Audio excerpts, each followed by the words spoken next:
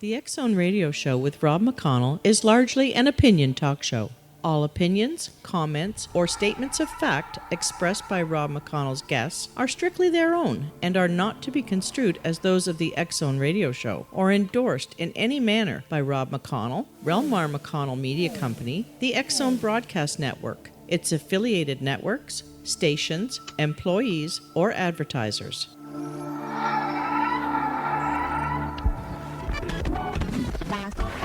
All Hit Radio.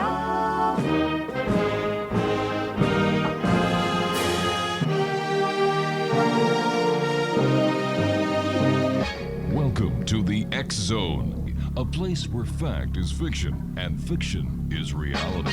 Now, here's your host, Rob McConnell.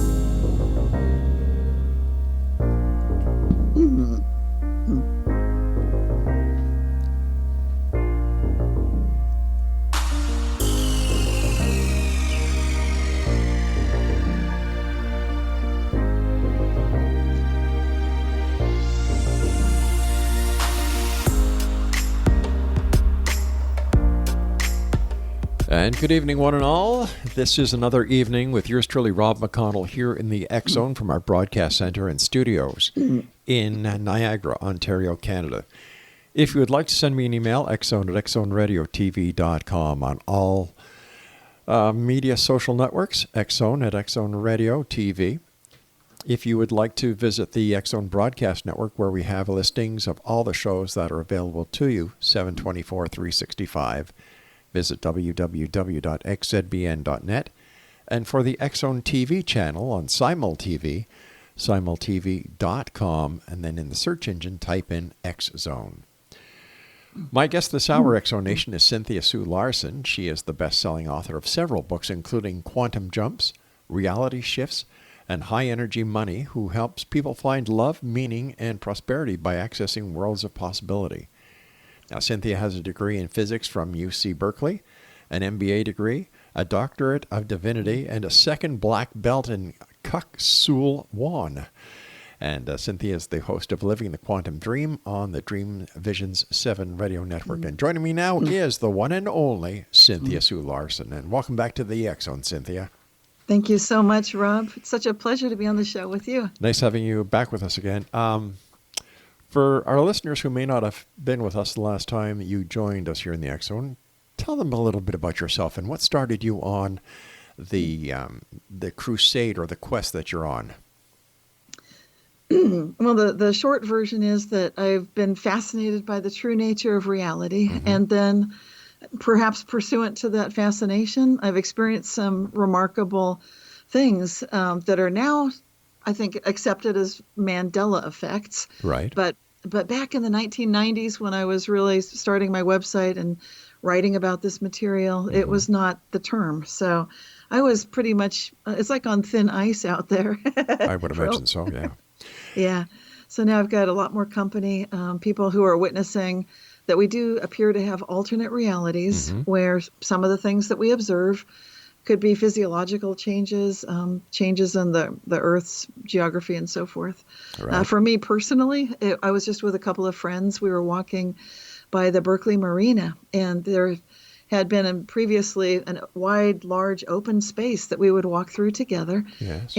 And as I brought up the subject very cautiously about have they ever noticed things shifting with reality, suddenly all three of us noticed that there was a gigantic sundial concrete sculpture there that had been a gift from the sister city of Japan, supposedly. It looked like it had been there for decades, but we had never seen it before. So, wow. Now, can you explain to us what the Mandela effect is? Well, I'll try.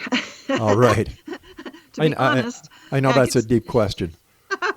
Yeah, if you want to go down the entire rabbit hole and ask what's why is it happening?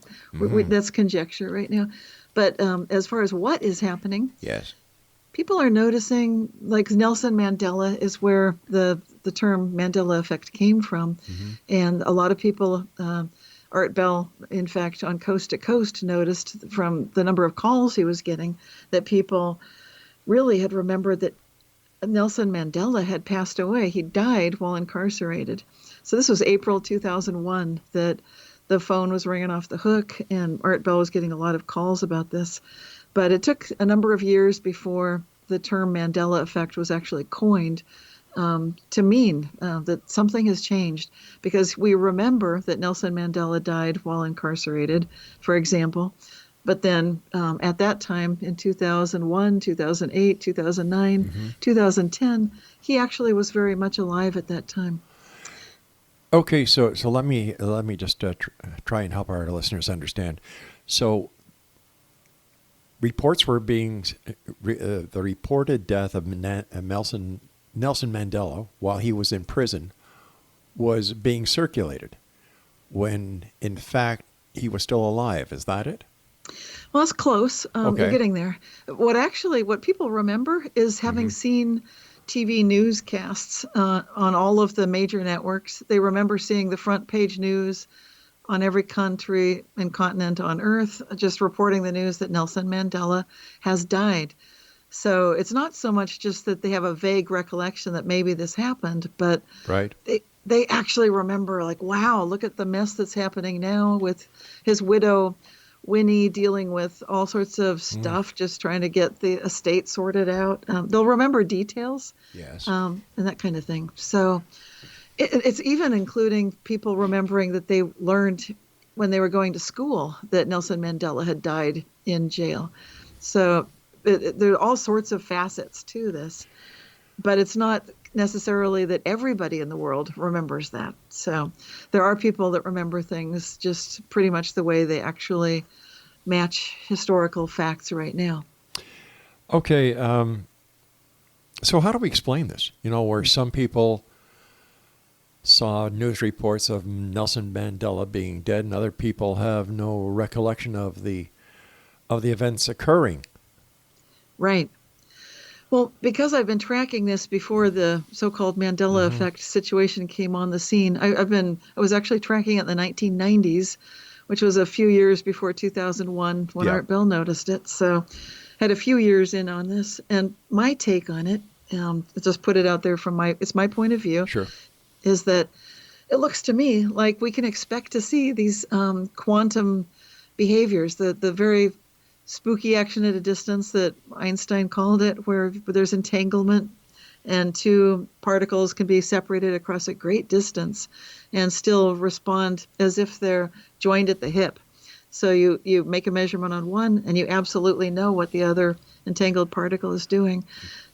You'll also experience quantum phenomena where you'll see a superposition of states, very much like Nelson Mandela alive or dead. You've heard of the Schrödinger cat experiment, and that was Erwin Schrödinger hypothetically putting a pretend cat, an imaginary cat, inside of a box with a vial of poison and having someone observe that cat.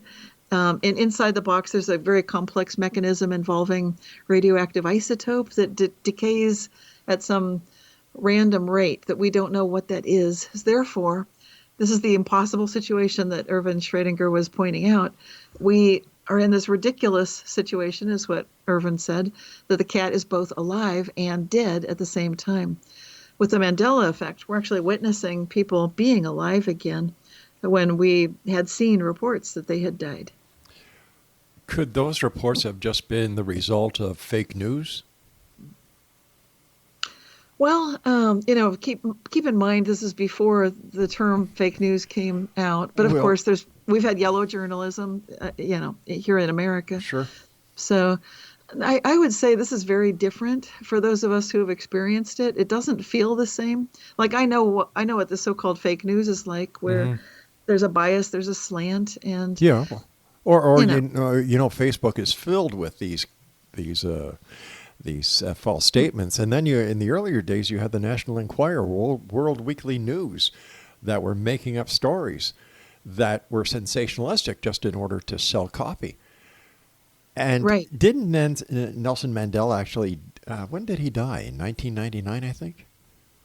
A lot of people remember the 90s, but actually he lived past that. He lived past 2001. He lived past 2009, 2010. So he just died a few years ago. Oh, I'm sorry. He died in 2013, my producer just said.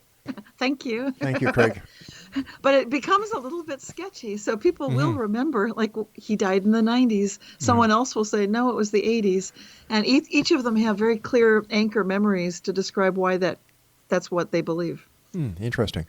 You and I have to take our first break. Cynthia, please stand by. And Exonation, our guest this hour is Cynthia Sue Larson. We're talking about the Mandela effect, amongst other things. And if you'd like to find out more information about Cynthia, visit her website at www.realityshifters.com. That's www.realityshifters.com. Now, for all of you people out there who have been asking to see the entire series of In Search of with Leonard Nimoy, well, we did it. We were able to acquire the rights to the In Search of series with Leonard Nimoy, all 143 episodes. They will be played and broadcast around the world right here on the X Zone TV channel. And if you'd like to find out more about the X Zone TV channel, visit www.simultv.com. And then in the search engine, just type in X Zone. Speaking about X Zone, Cynthia Sue Larson and I will be back on the other side as we continue investigating the world of the paranormal and the science of parapsychology from our broadcast center and studios in Niagara, Ontario, Canada. Don't go away.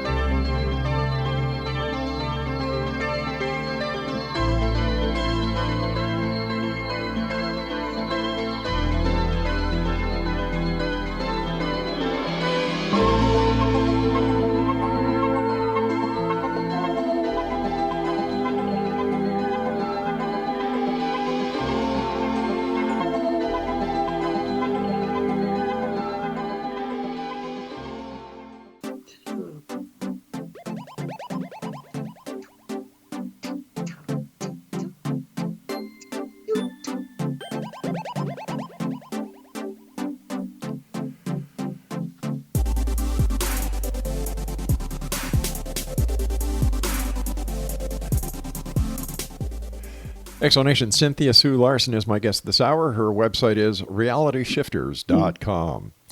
Okay, Cynthia, are there other examples of the Mandela effect that you can share with us? And how does one know if they're actually experiencing the Mandela effect or not? That's a good question. Well, as you mentioned at the introduction, I do martial arts. It's actually pronounced Kuk Sul Wan for anybody who's out there who practices this. That it looks like Kuk, but it's Kuk Sul Wan. Okay. I apologize. I did not mean to. That's okay. Okay. It's all good. So one thing that we know, if you do any kind of martial art, or even if you like the sport of boxing or something like that, people are keenly aware of, for example, the location of the kidneys. There's even a term, the kidney punch, which is well known. And if I were to ask you, show me where your kidneys are, show me where to avoid for the kidney punch, you know, most people would immediately be able to put their hands on their lower back, kind of the place you would place them if you're tired and you're going up a big hill and you want to take a break. So it's that location that we all know so well. That is no longer the location where our kidneys are situated. And that's true of all whatever 8 billion people on the planet there are. It seems like we've had an upgrade and our bodies no longer are configured in that way. That's one of many physiological changes that definitely a lot of us remember things used to be different. So when I ask a martial artist, where do you avoid punching or kicking too hard? Because we know that could lead to serious injury, possible fatality or death. They're usually quite surprised because they remember, like I do, kidneys used to be in the lower back.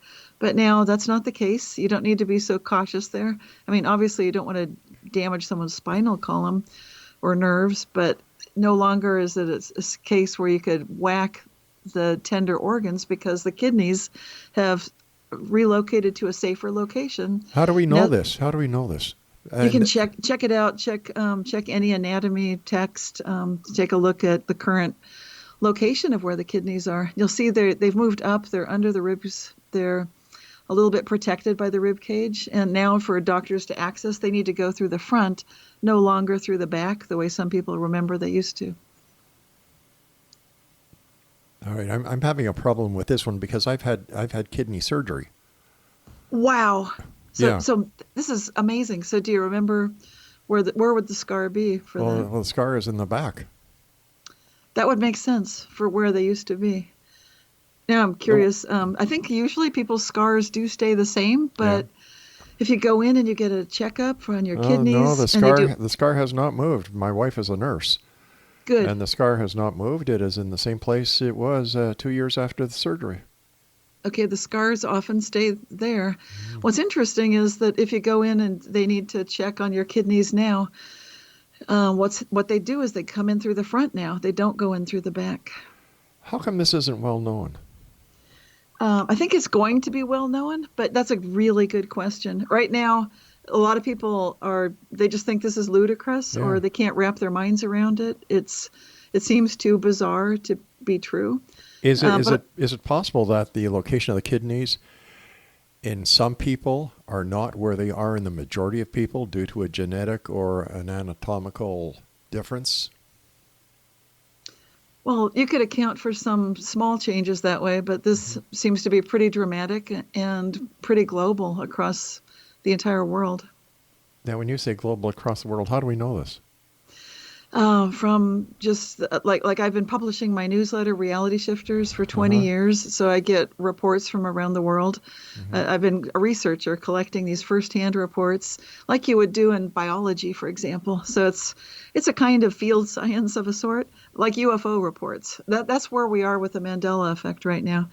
And my background in physics is such that when I look at these reports, I recognize some of the hallmarks of what we would witness within any area of quantum physics.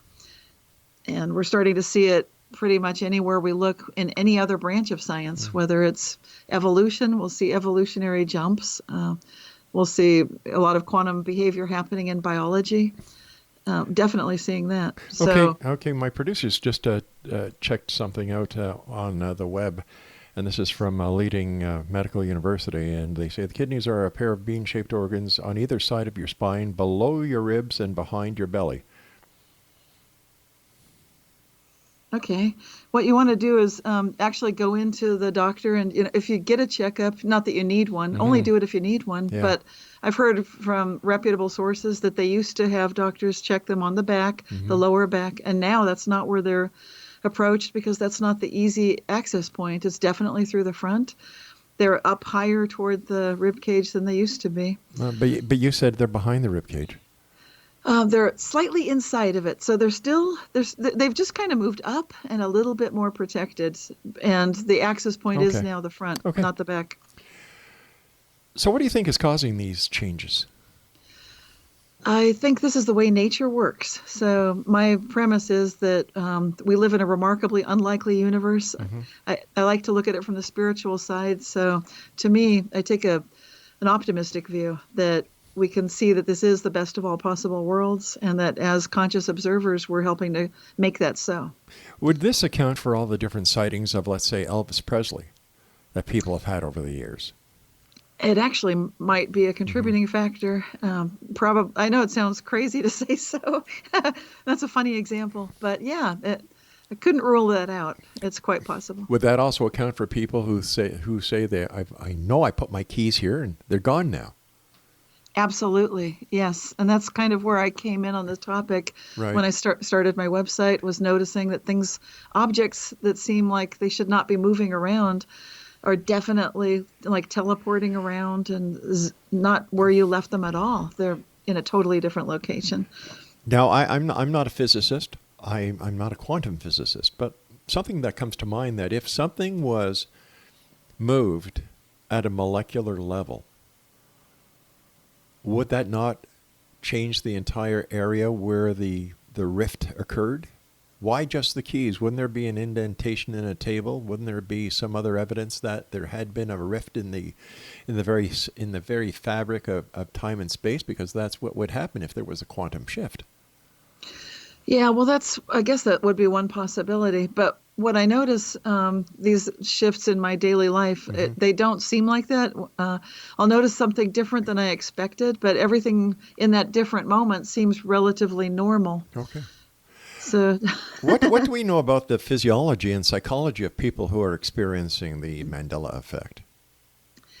Okay, a lot of people that are currently reporting the Mandela effect, if they take the Myers-Briggs Interest Inventory, which is a very simple test you can take online, it's basically it gives you a breakdown of your tendencies. And people that experience the Mandela effect, in the majority of the experiencers are what you would consider to be intuitive and feelers. So they tend to kind of reach out to their vision of the world is one that's very much based on intuition, much more than what you might call an analytical kind of a left brain approach, and the feeling side of things rather than thinking. It's not that they don't think. Right. It's just it's just that they're open to that intuitive side. So would we call them, for a lack of better classification, New Agers?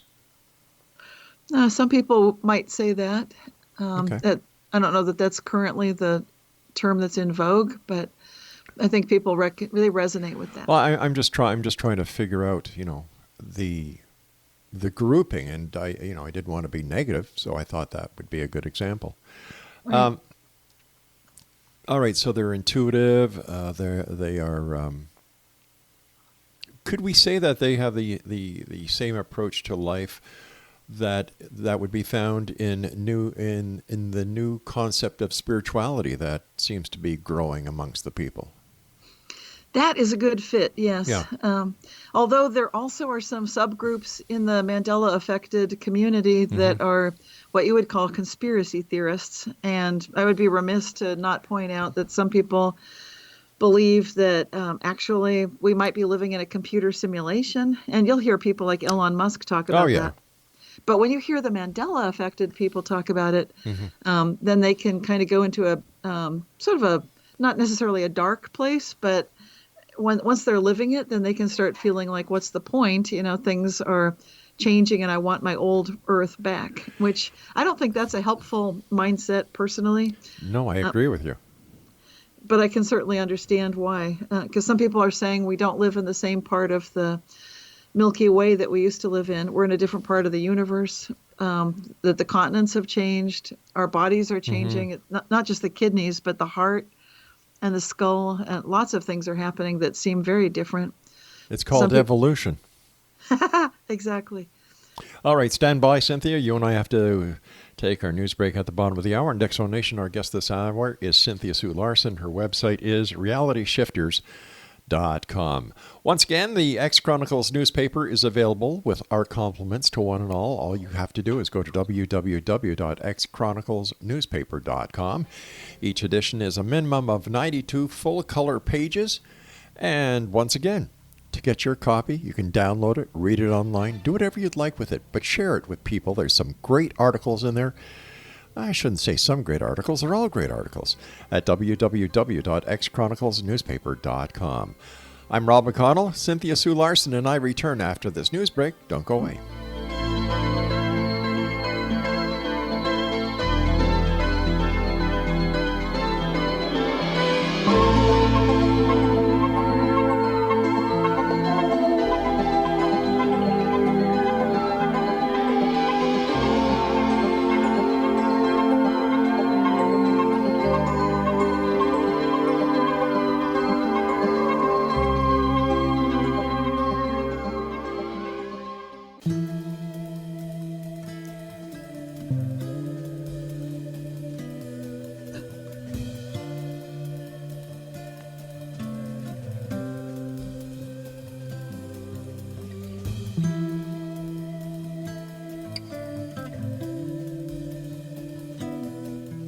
Welcome back. Cynthia Sue Larson is my guest, www.realityshifters.com.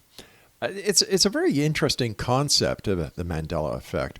But has this happened throughout history, or is this something that has just started to happen? And if so, when? When can we pinpoint the actual shift that people are noticing? Well, a lot of people are looking to see when that shift might have happened, but I've been tracking this for over 20 years, and the best that I can see is, even though we didn't have the internet, we've always, or at least as long as we've had newspapers and journalism, we've had reports such as when Mark Twain said that the rumors of his death were greatly exaggerated. But Right. but that whole quote came about because there had been a newspaper editor who had actually heard a report that maybe Mark Twain had Right. passed away. And so and when I look at science, that's where it seems to, the story starts becoming quite clear. I mentioned evolution earlier on, but we're now witnessing very quantum behavior in all of nature, that in just a single generation, a species can evolve. That would be like a bacteria evolving on a petri dish so that it can digest the nutrient agar that it was given to eat, where originally it might be lactose intolerant, so it can't eat the milk-based product, that kind of thing.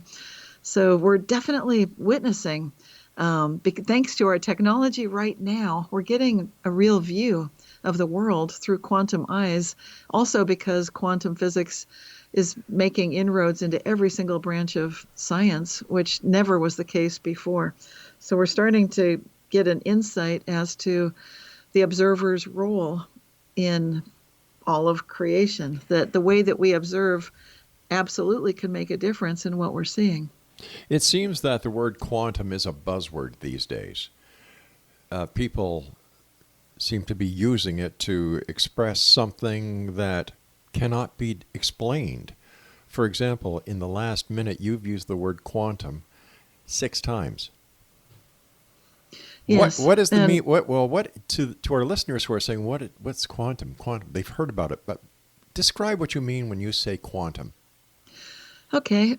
It was a term that was created around 1900 when Max Planck, a physicist, was coming up with a word to describe the tiniest little building block of matter, so that we could conceptualize something so tiny that once we figured out what that was, we would have a clue as to how all of the rest of reality comes together. And that was a great idea. So a quantum particle then might be an electron. When you look at an atom, which is smaller than a molecule, the atom, we think of the atomic age, the age of the atom, and atom smashers would be the Large Hadron type colliders and so forth. But an atom has a nucleus, and it's got these electrons that buzz around, flying around on the outside. And an atom, although it's very material, and it's made of solid stuff, there's a lot of space. It's mostly empty space. So it seems that an atom is much like our solar system. It looks a little bit like that, but the only difference would be that if you could see Pluto gets a jolt of energy and then suddenly it's in a different orbit now. Right. Then you'd have something very similar. We don't usually notice our planets making a jump and suddenly being quite a ways farther from the sun, but we'll definitely see electrons do that. You were saying earlier that there are those people who believe that the Mandela effect could be caused by our movement within the Milky Way. Well, they're noticing that has changed, and that they remember that we used to be in one place and the sun looks different. Some people think that the sun used to be yellow and now it's white. They think the planet is smaller. So people who are quite upset about this really get a distinct feeling that this isn't even the same planet. It's not even the same part of the solar system, and they'll look for residue of these reality shifts, of these other realities, by looking at, for example, Carl Sagan's TV shows where he would talk about how we used to be in the Sagittarius arm, and it doesn't seem like we're there anymore. And he wouldn't make a mistake like that. So that's something that's happening thanks to the Mandela effect, is people, thanks to the internet also, the communities are coming up to talk about how they remember that things used to be very different. Could it just be false memories?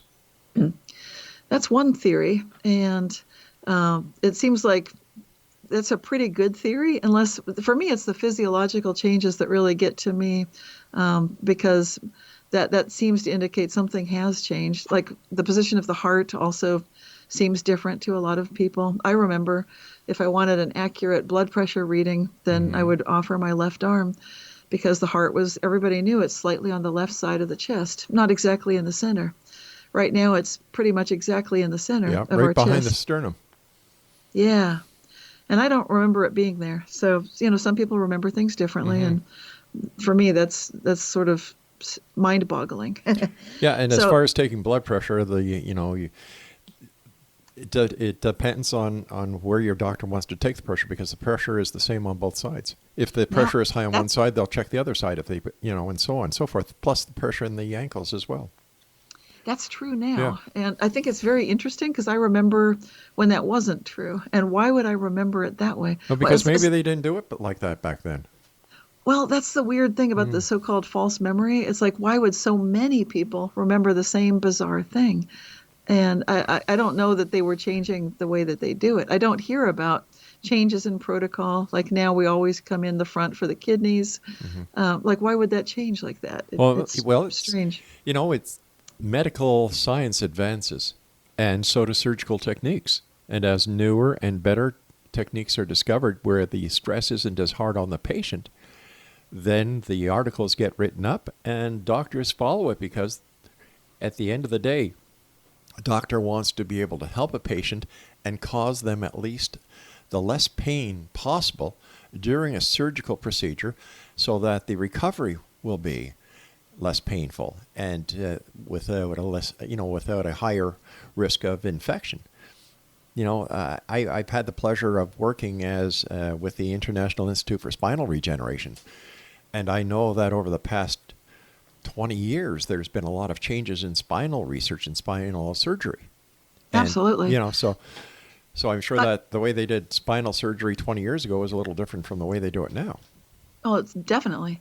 One thing that reporters are noticing when they investigate the Mandela effect, and sometimes it's quite shocking, is that there will be one particular thing that gets them. Like one reporter noticed watching the James Bond film Moonraker, I think it was. There's a character named Dolly who he remembers clearly. She used to have braces in the scene that's quite pivotal in the movie, where she's talking to this, or looking at this character named Jaws, and he has a mouthful of teeth. He's a bad guy. You remember the guy? Yeah, and she opens her mouth and she has braces or something as well. I remember that scene. Yes. Yeah. Okay, now if you look at the movie now, you'll see that she's never had braces. That was never part of the movie. There's no version of that with her having braces. It could be a re-edit. That happens all the time. Look at what happened up here in Canada. Home Alone Christmas, when little guy goes into, Macaulay Culkin goes into the hotel and asks Donald Trump for directions. Right? That was cut out. Wow. So these things happen. Well, and the reason I'm mentioning the journalists is because journalists, they dig deeper. Not all of them. Well, this guy for San Diego City Beat did. He went a lot deeper. He found out his own personal copy of Moonraker that he used to watch that had the braces. Yeah. No one's been in his basement. No one tampered with it. It's his own video, his own home thing. He played that, and it had changed. I don't know what to say, but, to me that maybe he had an old copy. I don't know. And it got weirder. How much weirder can it get? Oh, it got really weird, because then he noticed that a picture of his father was on the wall, and it was a completely different configuration. So it's like the photo itself, his family photo. So it's not something that everyone would know what his family photo looked like. But to him, it had always been a certain way, and now it was completely different.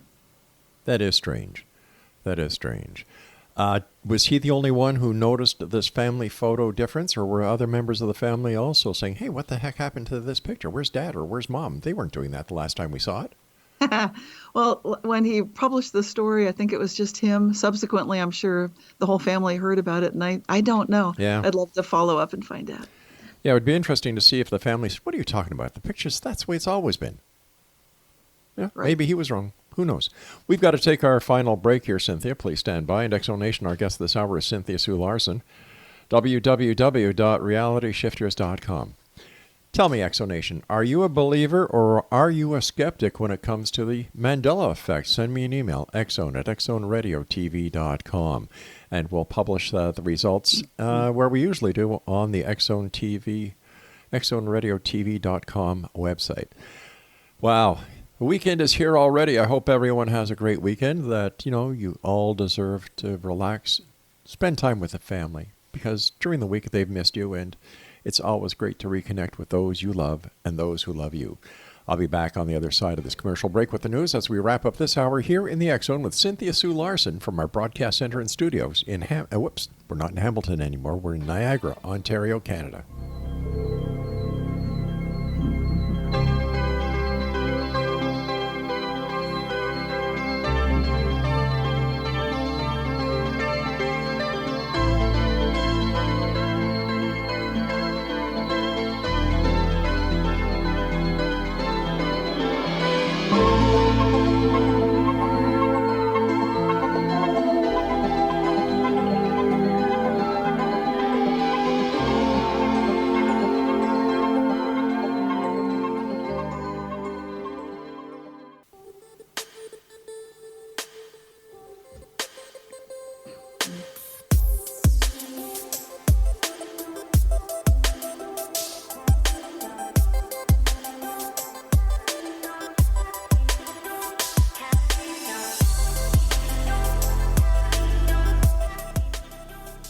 And we're back with Cynthia Sue Larson. We're talking about the Mandela effect this hour here in the X Zone. Her website is realityshifters.com. Cynthia, I understand that you were at a Mandela effect conference, and what were some of the topics that were covered there? Oh, thank you for mentioning that. Yes, it was wonderful.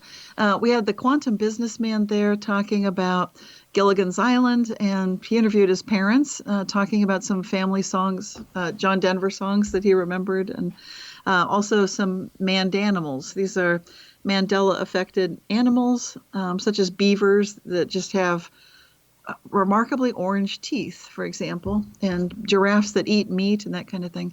So that was one talk. All these are on YouTube, on Mandela Effect Conference channel on YouTube. Shane Robinson of Unbiased and on the Fence gave a remarkably excellent talk about changes in the maps, because he had actually sketched every continent on Earth and written the word love in all these languages, and noticed that they were completely shifted in some places. You could zoom in and see the changes. And then we had Lauren Cannell-Pavelka. She gave a very personal account of how the Mandela effect for her really is a miracle effect. And it can be life-changing, because if you've got a genetic predisposition toward a disease that's uncurable, like she does and her family does, then you can experience miraculous changes, which seem to be very much part of the Mandela effect. And then we also had Kimberly Lynn Hansen from Canada, an artist, an internationally famous artist, who brought a display of beautiful art that she'd created all about the Mandela effect and some of the messages that we can find in that art. And then the MC was known as Dark Wolf, Jerry Hicks, and he did a wonderful job of describing how right now in history, we'll probably be able to look back and see that right here in the year 2020, we're at the point where people used to be with the UFO phenomenon, where people made fun of them.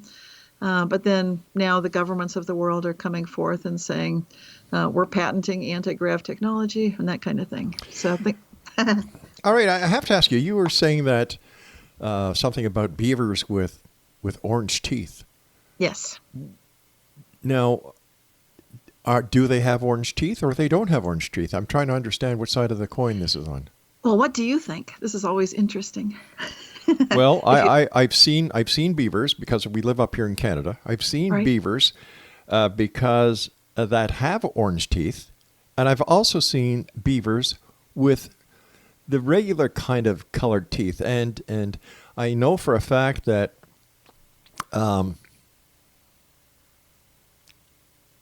that it has something to do with the enamel on their teeth and iron and magnesium. Yes, they've got actually metal in their teeth, Right. which gives the teeth an orange color. Yeah. And now they do have orange teeth. And some people don't remember that. They think that's definitely something different. But yet it's not. Like, and then also the other manned animal mentioned in the video on the YouTube channel had to do with giraffes eating meat, that they're carnivorous. And a lot of people had never heard of that. But just because somebody doesn't hear about it, does that mean that it's part of the Mandela effect? Well, it's mostly the Mandela effect is an interesting phenomenon because what we're looking for is something where we see a distinction, that there absolutely was a different history in place. And you're right when you point out maybe just because no one mentioned it, they didn't want to gross out the kids. But then you would have seen when you go to the zoo that there would be giraffes munching on meat. And now you can see that. And why didn't we ever notice that before? Well, could it be that you just answered it because we never noticed it before, because it wasn't brought to our attention?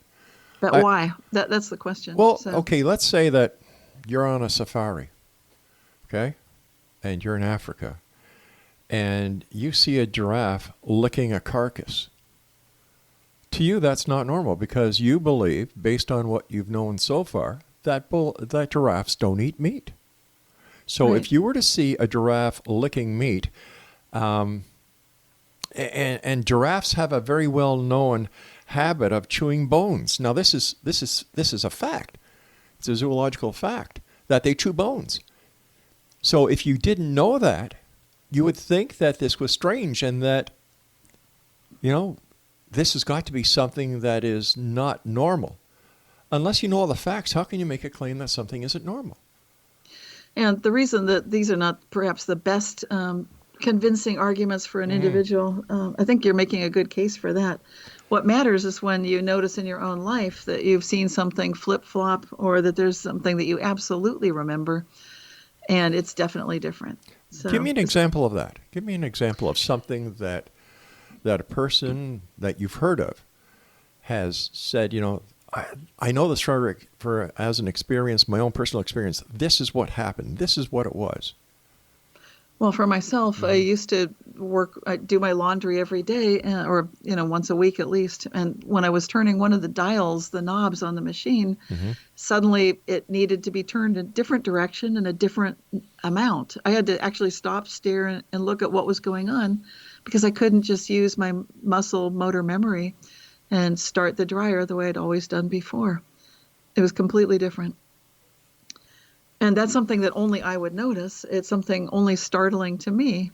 So it's a personal kind of a reality shift, a personal Mandela effect. I guess. With this lady who was talking at the conference, who had these what was it, a life-altering disease? Yes, there are some genetic conditions that are pretty much lethal, and they can be passed along through families. Right. And so she's actually been on a journey to talk with all of the medical professionals because she wrote a book about it, Mandela Effect or Miracle Effect, 20 Reasons Why I Am the Wolf and You Are Too. And her doctors along the way, her nurses, her specialists, were amazed. And they started noticing that this Mandela Effect is real, partly because of their experience with her and also just noticing that this starts explaining a lot of otherwise totally inexplicable things, even in the realm of science.